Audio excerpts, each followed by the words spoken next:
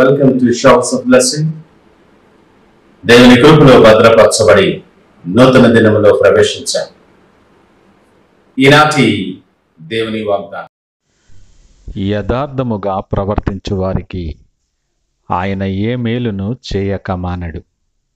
No good thing does he withhold from those whose walk is blameless. 84వ దావీదు కీర్తన 11వ వచనం. Praise God. ఈ నూతన దినములు దేవుడు మీ కొరకు సిద్ధపరిచిన ప్రతి దీవెన ఆకాశపు వాకిళ్ళు విప్పి మీ మీద కృమ్మరించునుగాక. మరి యొక్క నూతన దినాన్ని ఆరంభిస్తున్న నేపథ్యములో ప్రేమ కలిగిన వాగ్దానము ద్వారా దేవుడు మనల్ని దర్శిస్తూ ఉన్నాడు. యథార్థమైన జీవితం ఎంతో దీవెనకరం. అది దేవునికి చాలా ఇష్టం. ఎవరు యథార్థముగా ఆయన దృష్టికి వస్తారో వారు ధన్యులు. ఆయన ప్రేమ కలిగిన దేవుడు కృపాక్షేమములు నిత్యము నీ వెంట ఉంచాలని ఇష్టపడే దేవుడు. నీ మేలు ఆకాంక్షించే దేవుడు. హృదయపూర్వకముగా నీకు విచారమైన బాధనైన కలుగు చేయనటువంటి ప్రేమ కలిగిన గొప్ప దేవుడు. నీ జీవితం యథార్థవంతంగా ఉండాలని, వేషధారణ లేకుండా ఆయన దృష్టిలో యథార్థవంతుడుగా ఉండాలని ఆయన ఇష్టపడుతున్నాడు, ఆశపడుతున్నాడు.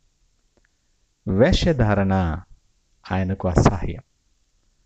నీ భక్తి, నీ విశ్వాసం, నీ ప్రార్థన, నీ సహవాసం యథార్థముగా ఉన్నాయా? ఈ మాటలు వింటున్న మనం ఒకసారి పరీక్ష చేసుకునవలసిన వారమై ఉన్నాం.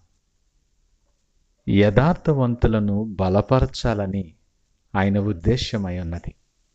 యథార్థవంతులకు మేలు చేయాలని ఆయన ఉద్దేశమై ఉన్నది.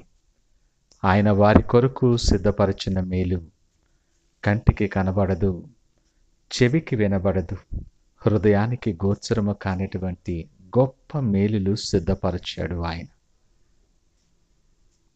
అనుదిన జీవితంలో అనేక ఒత్తిడులను బట్టి, అనేక ప్రభావాలకు లోబడి యథార్థతను కొన్నిసార్లు విడిచిపెట్టేస్తాం. కాంప్రమైజ్ అయిపోతూ ఉంటాం. నీ ప్రవర్తన అంతటి యందు ఆయన అధికారానికి నువ్వు ఒప్పుకో. లేఖనం అంటుంది, సాతాను నిన్ను యథార్థత నుండి తప్పించటానికి నిన్ను ఉక్కిరి బిక్కిరి చేసే పరిస్థితులు తీసుకొని వస్తాడు. అది నీ విశ్వాసానికి పరీక్ష కూడా. నువ్వు దేవుని వైపు మొగ్గుతావా, లేదా అపవాదితో కలిసి ప్రయాణం చేస్తావా? ఆలోచన చేయవలసిన వారముగా ఉన్నాం. చిన్న చిన్న విషయాలు అనేక సార్లు పర్వాలేదులే అని మనము సరిపెట్టుకొని కాంప్రమైజ్ అయిపోతూ ఉంటాం. వాస్తవం ఏమంటే ఆయనకు మరుగైనటువంటిది ఏమీ లేదు. నీవు నడిచే మార్గాలు, నీ తలంపులు, నువ్వు చేసే ప్రణాళికలు, వేషధారణతో కూడిన సమస్తము కూడా ఆయన ఎరిగినటువంటి వాడు. తలంపు నీ మనసుకు రాకమునిపే ఆయన ఎరుగును. మాట నీ నాలుకకు రాకమునిపే ఎరిగినవాడు ఆయన. విశ్వాసం లేకుండా ఆయనకు ఇష్టడైండుట అసాధ్యం. యథార్థమైన విశ్వాసం నువ్వు కలిగి ఉండాలి.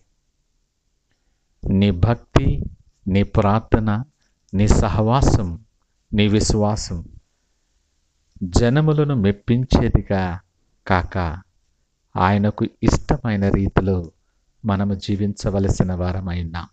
లేఖనం అంటుంది కదా, యథార్థవంతులను బలపరచటానికి ఆయన కనుదృష్టి లోకమందంతటా సంచరిస్తూ ఉందట.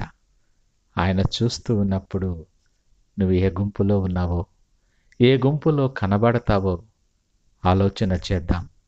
ఈ మాటలు వింటున్న ప్రియ దేవుని జనాంగమా, మనల్ని మనము సరిచేసుకోవటానికి, తప్పిపోయిన మార్గాల నుండి యథార్థమైన జీవితములో మరల తిరిగి రావటానికి ఈ నూతన దినమనే అవకాశాన్ని దేవుడు మనకు తెరిచాడు.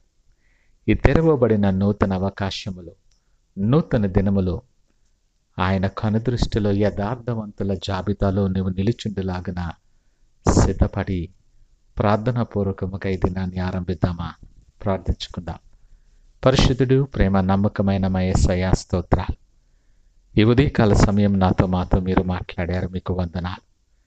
యథార్థముగా ప్రవర్తించు వారికి మీరు ఏ మేలు చేయకుండా ఉండరని లేఖనం మాట్లాడుతుంది.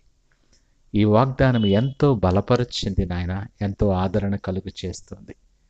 మానవ మాత్రులమై బలహీనత చేత అనేకసార్లు తప్పిపోతూ ఉన్నాం. మా యథార్థతను మేము కాపాడుకొని నీ దృష్టిలో యోగ్యమైన పాత్రలుగా, నికిష్టులైన బిడ్డలుగా ఉండటానికి మమ్మల్ని బలపరచండి. ఇదిగో మా చేతులు మీ చేతులకు అప్పగిస్తున్నాం. మీకు ఇష్టమైన మార్గాల్లో మమ్మల్ని నడిపించి మీరే మహిమ ఘనత ప్రభావాలు పొందుకోమని యేసు పరిశుద్ధ నామమున అడిగి వేడుకొనిచున్నాము తండ్రి. ఆమేన్. God bless you.